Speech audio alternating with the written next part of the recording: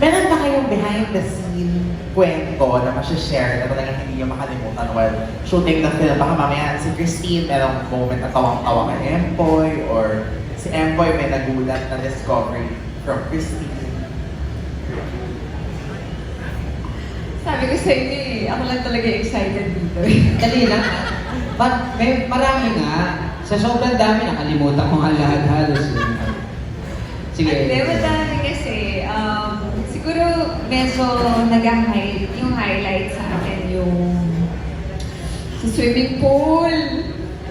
3 a.m. na kasi yun, tapos nagtutulakan kami kung sino mauuna. Sa script, siya yung mauuna talaga yun.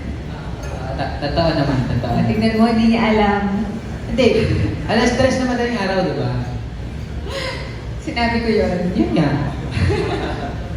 Pero ano nangyari doon? Like, parang... Tinulak ko siya. Nang malakas. Buti meron na akong langis sa likod bago niya ako itulak. Siyempre, di ba nakaka-pulmonya yung Wow. pulmonya. Bata ka? Ano pa ba? Yung action natin, diba? Yung nasa cheque, hindi mo mapirmahan yung cheque. Oo, yung ilang ulit na pwede ba kayo? Hindi mo mapunit, hindi mo maalala. Siguro sa ending ng pelikula, yung mga bloopers papalabas ko. Yung doon nila Tapos makakita. end ng pelikula namin, patay na siya, kunwari. Sinabi yung kwento.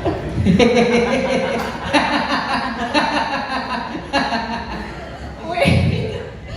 So, hindi, may ibang kwento. Nandito siya sa lab ko. Tapos, umiiyak ako kunwari, pero dinidistort ko yung mukha ni Empoy. Tapos hindi siya pwedeng tumawa kasi kunwari nga, di ba?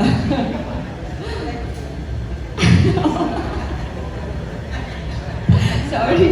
Yeah, pero syempre kasi kanina na-mention nyo nga that you worked with each other data, pero ito pa lang yung unang pelikula, Yes. diba? So, paano yung interaction nyo sa behind the scenes? Dahil bukod sa nakikita namin ngayon na parang ang close-close yun naman, pero like, meron pa bago na nalaman si Christine from Empoy, and then ikaw, Empoy, nagulat ka na, ganito pala si Christine sa set.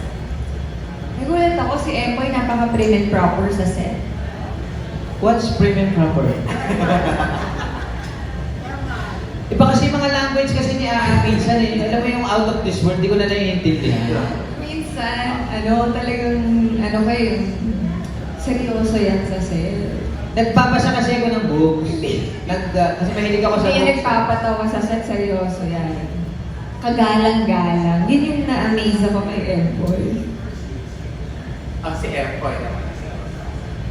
Kay Christine. Pagka walang take, si sobrang kulit niyan. So, gusto niya TikTok. Hindi Ay, wag kang umano-ano. Hindi ako yun. Si Ah, TJ Si yun. TJ Valderrama pala din. Pero sobrang game siya, lahat doon. Mga komedyante yung lahat na kasama namin doon. Pero yung mga komedyante na yun, kay natatawa. Doon ako bilib sa kanya. Nakakatawa siya sa totoong buhay. Ngayon sabi ko, gusto ko talaga, excited ako sa movie na to kasi gusto ko yung comedy talaga eh. Ayun. Thank you sa tawa ng mga ibang tao. Ano yung reaction mo doon? At share mo naman yung mga, do you find yourself funny? Well, ano ba? Siguro, naturally, mahirit akong tao. Alam mo yon, kung minsan kailangan na pigilan eh. Kasi marami akong hirit. Lalo na kunyari, masyado na akong komportable sa mga kasama ko. Ito, si Empo. Minsan natutulak ko yan hanggang doon. Ganon. Yun. Kasi, actually, mapa-comedy, action, drama, kahit ano man yan, basta yung kasama mo, hindi lang on-screen, pati off-screen, lahat kayo, nagko-connect, nag-uusap-usap ng maayos, magagawa niyo yung kailangan yung gawin eh. Mapadrama, comedy, action. Pero naniniwala ka na yung mga taong magaling magpatawa, in real life, sila yung mga seryoso. Well, based sa experience ko with Empoy. Hindi naman. Yeah, I think so. Because I've worked with a lot of comedy actors na rin. Stage and TV and movie. Oo. Siyempre, sa mga tao, lalo na yung mga manonood na wala sa industriya natin, they see them as like funny people. But in real life, you have to know they're also human. So, kasabihan lang siguro yan eh. Pero para for me kasi lahat tayo, tao lang eh. Diba? It's his work or her work. Pero they're all human.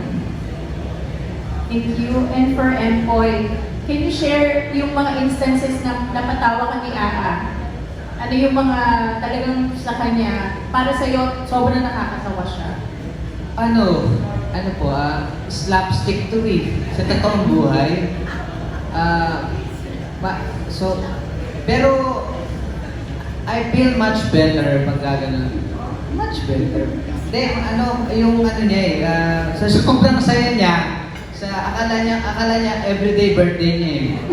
Tapos yung minsan matutula ka niya, magaganon ka niya, yung doon ka matatawa ka talaga sa tawa niya eh. Tapos sa lahat ng mga kilos niya, sa lahat ng, alam mo yung may kasama kang may kasama kang anak na makulit na gano'n. Gano'n siya kapag di paterya. Gano'n siya, sobrang Wala kang advice sa kanya as someone na kilala na magaling na komedyano. Wala ka bang advice kay Aa? Kung paano siya ma-develop niya yung pagiging, yung knack for comedy niya? Okay.